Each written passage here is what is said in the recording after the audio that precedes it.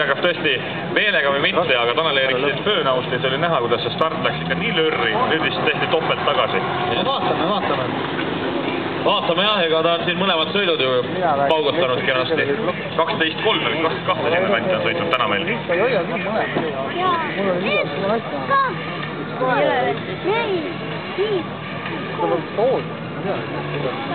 Kas nüüd lugema on seisma ja mõtlen kokku? Pole vilmi.